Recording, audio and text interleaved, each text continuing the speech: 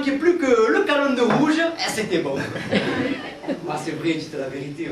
Quand tu taquines le saucisson et le canon de vin, le mec te regarde, ouh, je t'ai pas, toi. Si, mais intégré.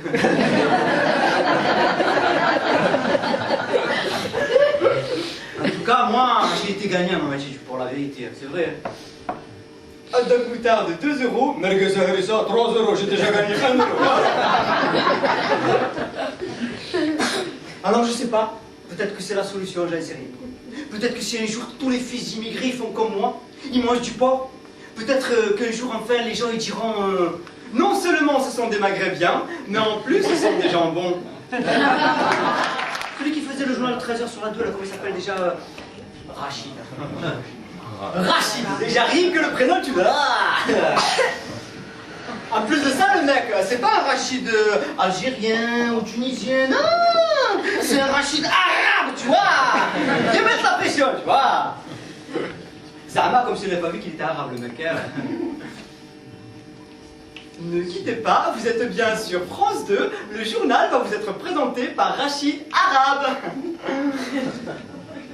Alors, il fait bien de préciser quand même, hein. T'imagines, le mec, il est pas au courant. Il est chez lui sur son canapé comme ça, il zappe les chaînes, Oh chérie, tiens, c'est la parabole. Comment ça, quand je perds de le Maghreb? Qui est le contraire, le ramadan, c'est quand tu manges rien toute la journée. Tant que le soleil, il se couche pas, tu manges pas. Alors imaginez un petit peu les musulmans qui habitent au pôle Nord. Là-bas, pendant 6 mois, ils dorment pas le soleil. Pendant 6 mois, t'as les mecs qui crèvent la tête parce que le soleil laisse coucher. C'est que le soleil va te piquer.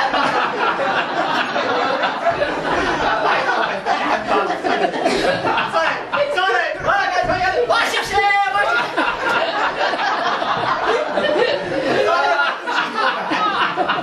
Soleil, on joue à cache-cache.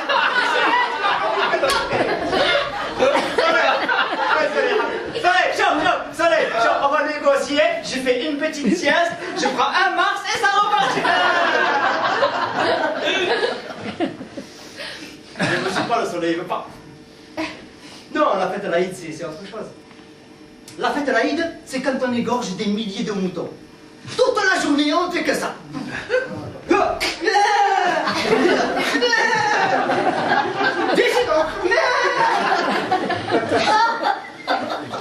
C'est fini le silence des agneaux. Et nous, dans la famille, on n'était pas 2, on n'était pas 3, on était un moulon. Comment vous dire, si vous voulez, la moyenne en France c'est quoi? 2,5 enfants par famille. Mon père il a compris 12,5.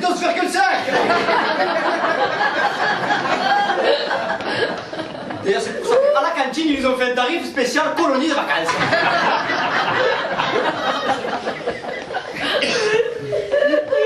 Bon alors, je ne vais pas vous faire le speech du mec qui a vécu dans la misère parce que c'est pas vrai. Non, c'est pas vrai. On a vécu convenablement, si vous voulez, dans la famille. On a vécu dans un appartement qui était convenable.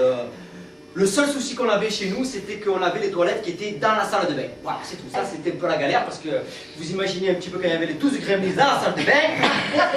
Il y en a un qui se brosse les dents, l'autre qui se fait un shampoing. Et toi, tu es dans les toilettes en train de faire le caca. Le seul avantage, c'est que quand tu perds, ça sert la camomille, tu vois. Par contre, je ne rappelle pas le dos, celui qui se fait les shampoings. Premièrement, il nous a éduqués sur le danger de l'extérieur. Il m'a toujours dit, mon fils, attention, dehors, des fois, il y a des machines avec un paquet de bonbons comme ça. Il me dit, viens, petit garçon, viens, tu prends les bonbons, viens.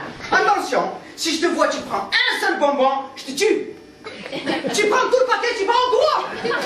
Si l'Algérie il a changé, oui, il a beaucoup changé l'Algérie. À part tes conneries, tu me racontes la même chose à chaque fois que tu reviens de vacances, c'est pas grave. Si, il a changé. Il y a tout maintenant en Algérie, je te jure, maintenant tu trouves du Coca-Cola, tu trouves du hamburger, tu trouves aussi du Kinder Surprise. Ouais, c'est ça, ouais. Avec des asticots dedans. Dis-moi que ça a tellement changé que maintenant, il y a des quartiers chinois en Algérie aussi, non? Je crois que c'est possible, eux, ils s'intègrent de partout, ouais. Non mais t'imagines un petit peu les Chinois en Algérie? Bonjour Mohamed, bonjour, bonjour. Oui, il y a tout, couscous comme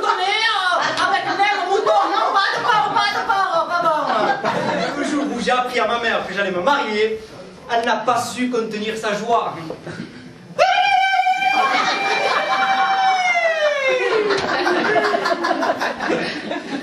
Elle était contente. Elle m'avait fait les youyou kabyles. Non, parce que chez nous, quand on est content, on youyute. Oui, c'est vrai, il faut avoir l'habitude. Moi, je vois, j'ai des collègues français, ils sont venus à mon mariage. Bon, ils sont arrivés avec les sacs de riz, je vois, nature. Vive la mariée, vive la mariée. Et ma mère à côté.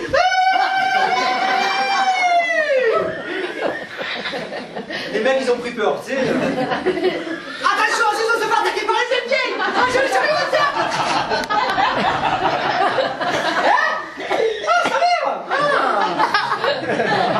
Le problème avec les gosses, c'est que quand ils ont fini de manger, il faut les changer. Eh ouais. Et là aussi, je vous raconte pas la galère. Hein. Moi, je vois, par exemple, ma fille, au début, elle était grande comme ça. Je me suis dit, c'est bon, elle va nous faire des petites crottes. Erreur, elle nous a fait des putains de coulées de lave. On aurait dit qu'elle avait un volcan à la place des fesses.